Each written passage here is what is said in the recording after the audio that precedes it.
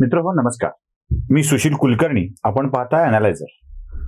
आता मी जो विषय तुम्हाला बोलणार आहे त्या विषयानंतर बऱ्याच जणांची माझ्यावर टीका होणार आहे. बरेच जण मला द्रोही वगैरे या शब्दांमध्ये बोलणार आहे, पण यातला मतितार्थ समजून घेण्याची गरज आहे. राष्ट्रवादी काँग्रेस किंवा शरद पवार यांच्यावरती काही विधान करणं, यांच्या कर्तृत्वाचं अनालिसिस करणं म्हणजे अमुक जातीला विरोध किंवा महाराष्ट्राला विरोध अशा स्वरूपाची जी काही मांडणी होती आहे, माझा त्या मांडणीवर आक्षेप आहे.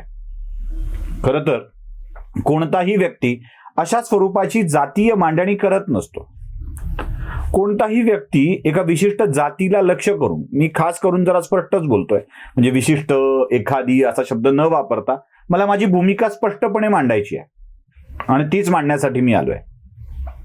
शरद पवारांच्या वरती टीका केली की त्याला मराठा द्रोही असं समजलं जातं, किंवा शरद पवारांच्या राष्ट्रवादी काँग्रेसवरती टीका केली की मराठा समाजांवर अन्याय करणारं किंवा मराठा समाजाच्या राजकारणाला मारक अशा स्वरूपाचं हे विधान, हे लिखाण असं नेहमीच बोललं जातं. पवारांचा विरोधक नेहमीच मराठा विरोधक अशा स्वरूपामध्ये मांडला जातो. वस्तुस्थिती काय आहे हे कोणी बघत नाही आणि मग त्याला हवा देऊन त्याच्या विरोधात रान पेटवलं जातं. पवारांना जो अजेंडा मांडायचा आहे, रेटायचा आहे, तोच अजेंडा जो मांडेल तो खरा निरपेक्ष, तो खरा उत्तम, आणि पवारांना जे मांडायचं नाही आहे किंवा त्याच्या विरोधात जायचंय तो व्यक्ती द्रोही अशा स्वरूपाची मांडणी नेहमीच होत आलेली आहे. पवार खरोखर मराठ्यांचे सर्वमान्य आणि एकटे नेते आहेत का असा प्रश्न देखील सहजपणे मनात येऊन जातो. मराठा समाजांच्या अनेक नेत्यांविषयी आजही अनेक समाजांच्या मध्ये आदरभाव आहे, तसा तो माझ्या मनात देखील आहे. अनेक नेत्यांना आजही मी हे खरे नेते ज्यांनी निर्माण कार्य केलं याविषयी कोणतीही शंका मनामध्ये येत नाही. पण मराठा समाजाच्या नेतृत्वाचं खच्चीकरण करण्यासाठी ज्यांनी अनेक मराठा समाजाचं नेतृत्व संपवलं त्या शरद पवारांना मराठ्यांचा एकमुखी नेता निर्माण करण्याचं किंवा दाखवण्याचं जे काम होत आहे ना, मला त्याविषयी बोलायचं आहे. वसंतदादा पाटलांना आपण सगळेच ओळखतो. दादा म्हणजे राजकारणातलं एक बिनधास्त, बिनदिक्कत आणि खुल्या दिलाचं व्यक्तिमत्व.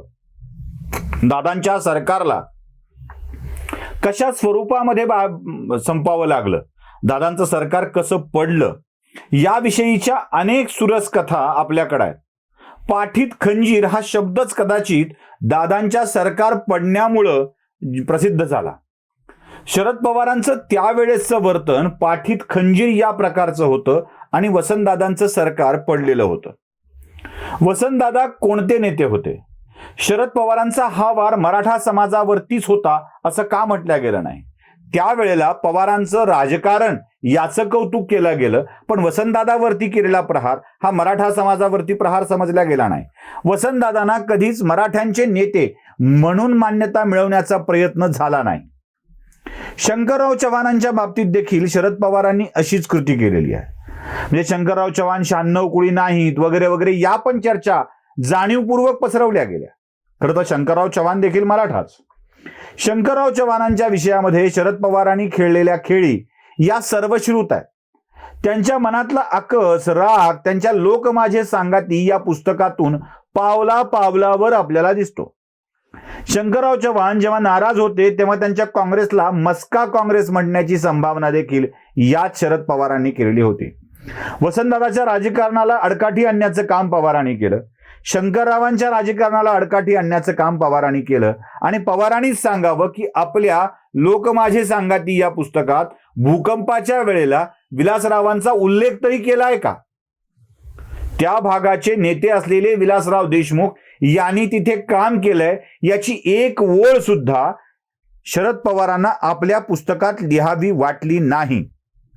विलासराव आपल्याला शरण कसे आले, मी पुन्हा अशी चूक कशी करणार नाही असं सांगितलं, हे देखील शरद पवारांनी आपल्या पुस्तकात लिहिलेलं आहे. विलासरावांच्या मुख्यमंत्रीपदाच्या कारकिर्दीमध्ये किंवा त्याआधी सुद्धा विलासरावांना सर्वाधिक त्रास देणारे शरद पवारच होते, हे विलासराव देखील जाहीरपणे सभांमधून सांगायचे. विलासराव राष्ट्रवादी काँग्रेससाठी कधीच पूरक वागले नाहीत.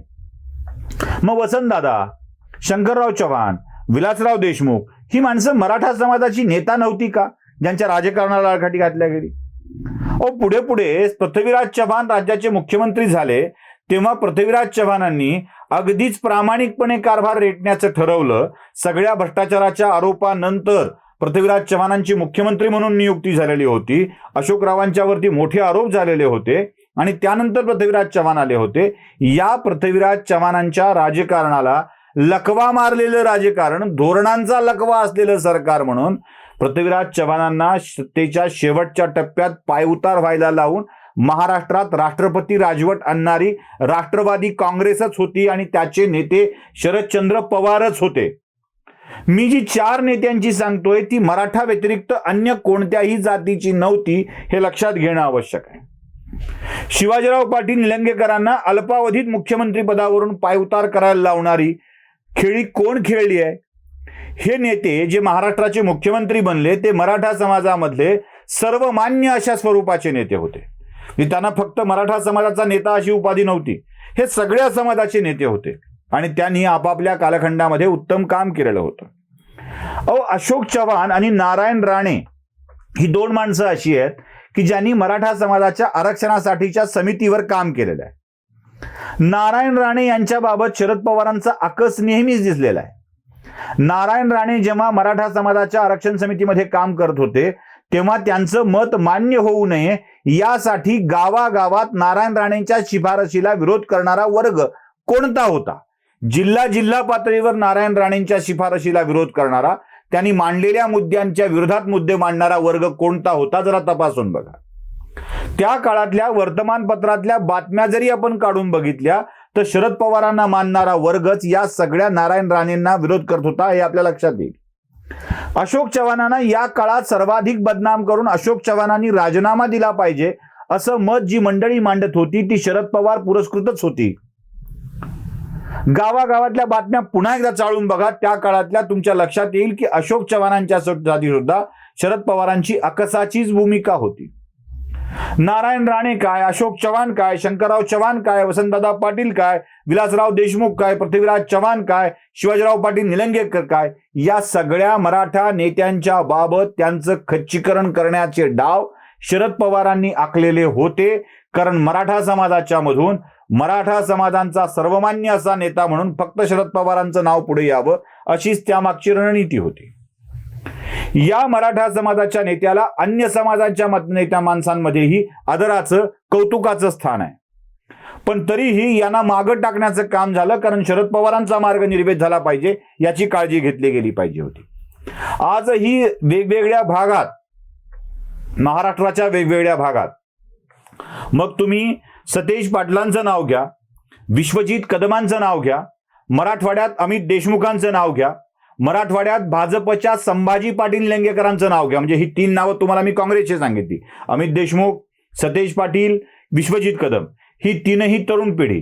भाजपच्या मध्ये संभाजी पाटील निलंगेकर, बबनराव लोणीकर, रावसाहेब दानवे, सुरेश धस यांच्यासारखी भाजपातली मंडळी. शिवसेनेमध्ये देखील अनेक आहेत. या सगळ्यांचं राजकारण सर्व जातीपंथांना सामावून घेणारं राजकारण आहे. पण यांच्याबाबत शरद पवारांचा रोल नेहमीच काय असतो? कुठे ना कुठेतरी अडकाठी झाली पाहिजे, हा पडला पाहिजे, यासाठीचेच प्रयत्न असतात. बरं, पूर्वीच्या राजकारणात देखील असेच हातखंडे पवारांनी वापरलेले आहेत. बीड जिल्ह्याच्या राजकारणात आत्ता जी पिढी शरद पवारांच्या सोबत दिसती आहे, म्हणजे अमरसिंह पंडितांची, शिवाजीराव पंडितांच्या सोबत शरद पवारांनी काय केलं होतं?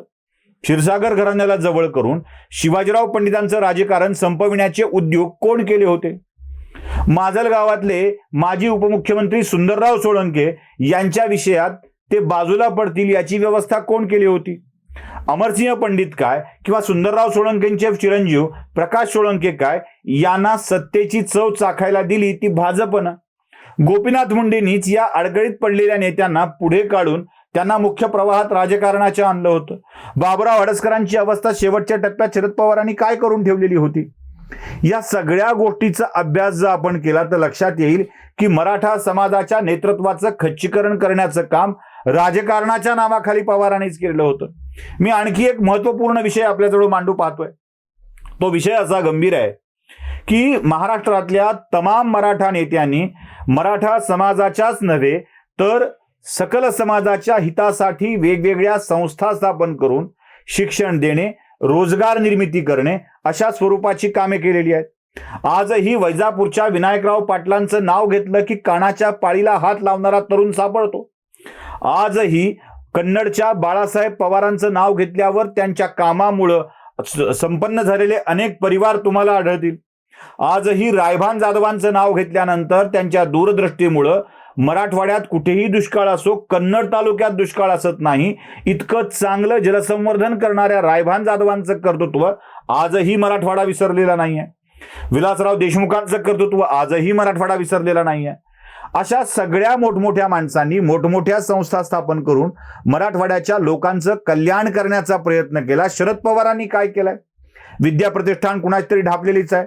रयत कर्मवीर भाऊराव पाटलांची, जैन समाजाच्या कर्मवीर भाऊराव पाटलांची होती, त्या संस्थेवर शरद पवारांनी जी कुंडली मारली आहे ती आता परंपरागतरित्या शरद पवारच त्याचे प्रमुख आहेत। त्या मराठवाड्यातल्या सुद्धा मराठवाडा शिक्षण प्रसारक मंडळाची स्थापना ज्या विनायकराव पाटलांनी मोठ्या उदात्त हेतूने केलेली होती, त्या संस्थेवर देखील पवारांच्या कार्यकर्त्याचीच वर्णी लागलेली आहे। त्यांनी ही संस्था ताब्यात घेतलेली आहे। अशा स्थितीमध्ये आपल्या लक्षात येऊन जाईल की या सगळ्या संस्थांवरती ताबा मिळवणे एवढंच एक काम नेहमी घडलेलं आहे। मराठा समाजामधल्या जातीचा द्वेष न पसरवता सगळ्यांसाठी काम करणाऱ्या अनेक नेत्यांविषयीचा आदर आजही लोकांच्या मनामध्ये कायम आहे। पण शरद पवारांच्या विषयात बोललं की तुम्ही मराठा द्रोही अशा स्वरूपाचं वातावरण निर्माण करून शरद पवारांचा विरोध म्हणजे मराठा जातीला विरोध अशा स्वरूपाची वातावरण निर्मिती केली जाते आहे। वाईट याचं वाटतं। माझं या विषयातून पुन्हा एकच सांगणं आहे की अनेक मराठा नेत्यांच्या विषयी आमच्या मनात अत्यंतिक आदर आहे, तो कायम राहील, असेल, कायम असेल। पण शरद पवारांच्या ज्या ज्या गोष्टी चुकीच्या घडलेल्या आहेत ते मांडणं देखील आमचं कर्तव्य आहे आणि त्यानुसारच मी हा विषय मांडतोय। फक्त शरद पवारच एकटे मराठा नेते आहेत का? अन्य कोणीही नाही का? विचार आपणही करावा। आवडलं असेल तर लाईक करावं, शेअर करावं, सबस्क्राईब करावं। धन्यवाद।